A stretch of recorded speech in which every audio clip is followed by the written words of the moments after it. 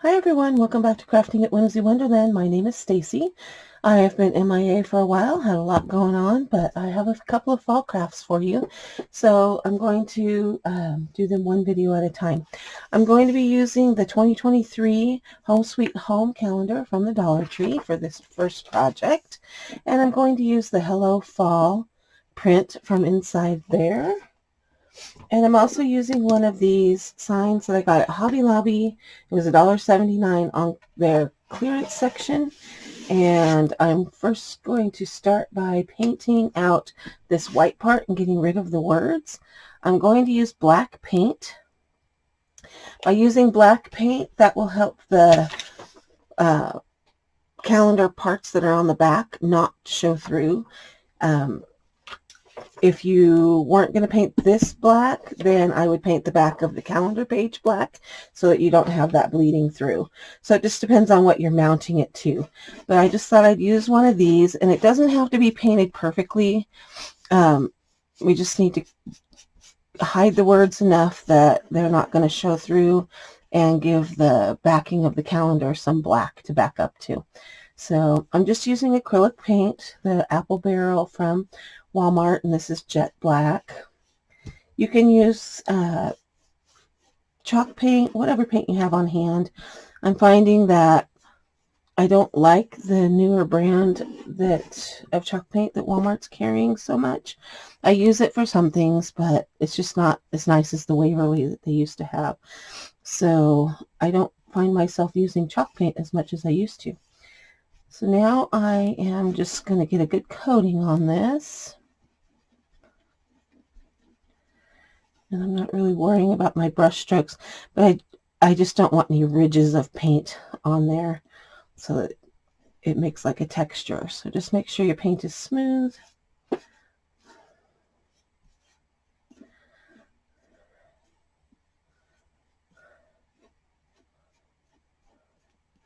And like I say, this is not going to need to be perfect.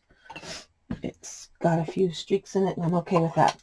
Then I'm going to take my heat gun and give it a speed up on the drying time. Okay, so this is dry now. I'm going to take my print, and it's bigger than the picture frame or picture base, and I'm okay with that. And we'll center that as we go to glue it on. I am going to use Mod Podge.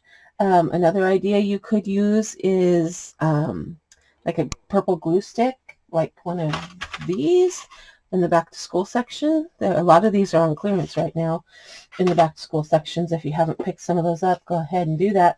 They work great for napkin decoupage.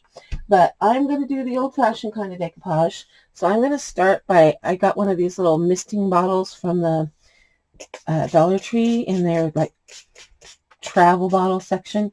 I'm going to mist the back of this calendar and let it kind of curl up a little bit. This is going to help it to not wrinkle so much when I go to put it onto the board. Okay, so I'm just going to kind of spread that out, let that soak in a little bit. If it gets the wrinkles in it now, when I can spread the wrinkles out, it will be better than the wrinkles happening while it's on there. Okay, so just give it a good mist. You're not looking to totally soak it, but you want the entire surface to be damp. Okay, then I'm going to take my Mod Podge, and this is a matte finish. It's the Art Minds that came from Michaels. I have found that this Mod Podge decoupage medium is cheaper, it's less expensive than the name brand Mod Podge, and I really like it. It does a good job. So I'm going to grab a brush, and I'm just going to pour a little bit of the glue onto my frame.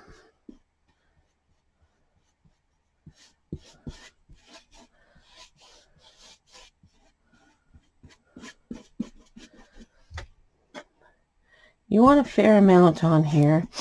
I use an old scruffy brush and I just kind of swirl it on.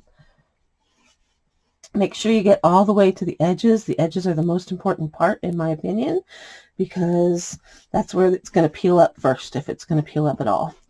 So get your edges, especially those corners. They get missed easily.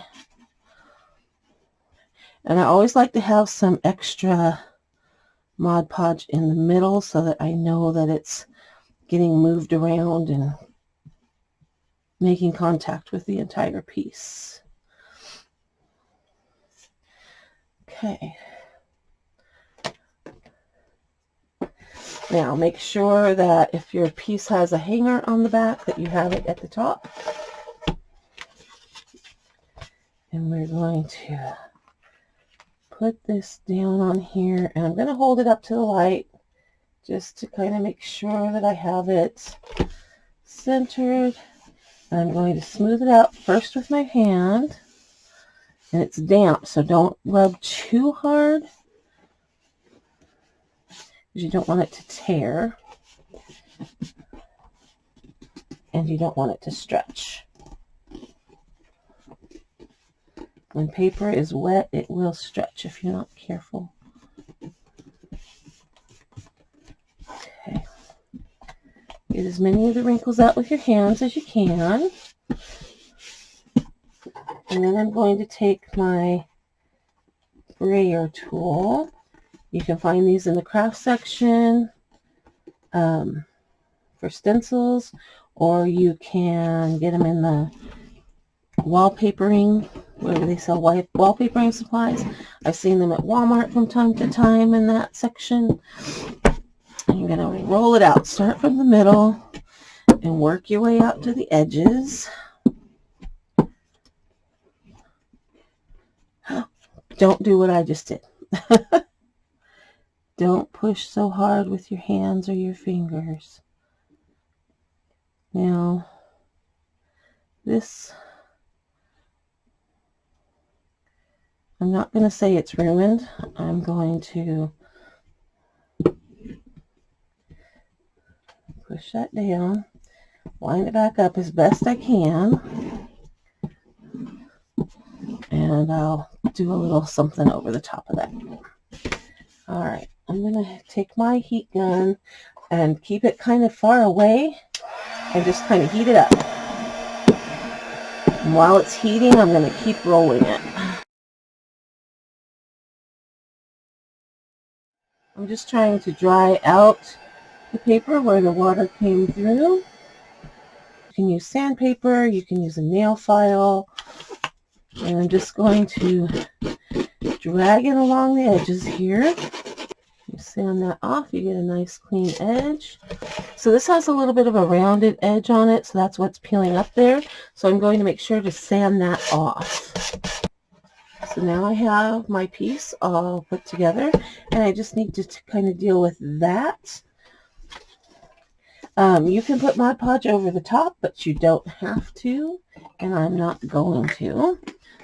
I'm going to grab a paper towel, and I'm going to put just a couple of bits, a little squirt of paint there, and I'm going to get a dry brush going, and I'm going to take and just dry brush the edges. It just distresses it a little more. I like to kind of come toward my piece when I'm dry brushing. I think it kind of gives you that more of a feathery edge. But I'm also trying to touch up any little spot that needs it from the sanding.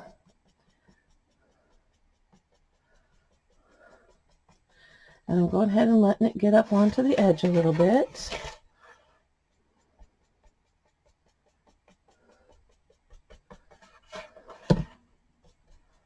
I have a really dry brush. Don't try to do this with a lot of paint. I'm going to do that first edge one more time because I didn't quite come up onto the edge as far as I want to. Okay, then I'm going to kind of mucky up the corners a little bit more. Make sure your brush is super dry when you do this. You can always add more, but you can't take it off.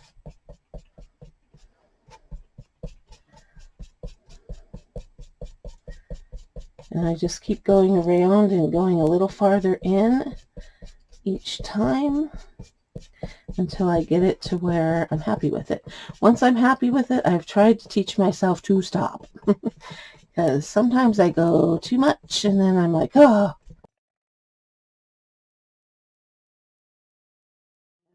Now that my brush is super duper dry, I will risk doing this. Just distresses the whole thing, but you want to make sure that you have the driest of dry brushes to do this.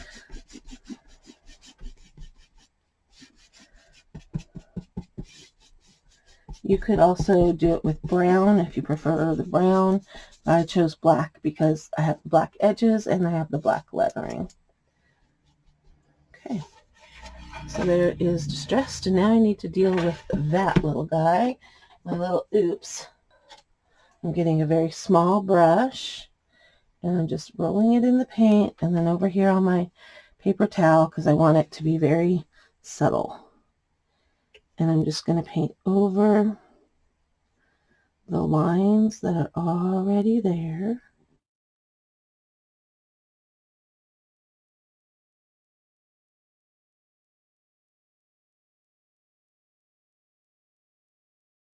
It's not going to be perfect, that's just the way that it is.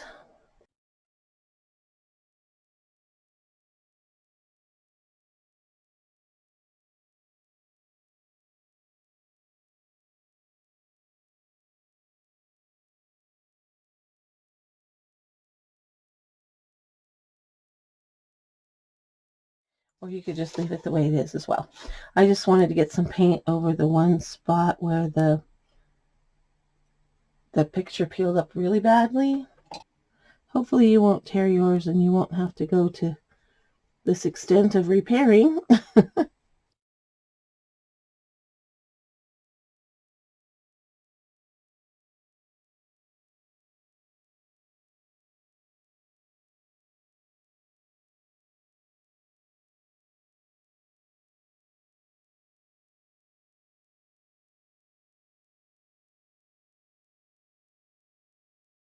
So this makes that done.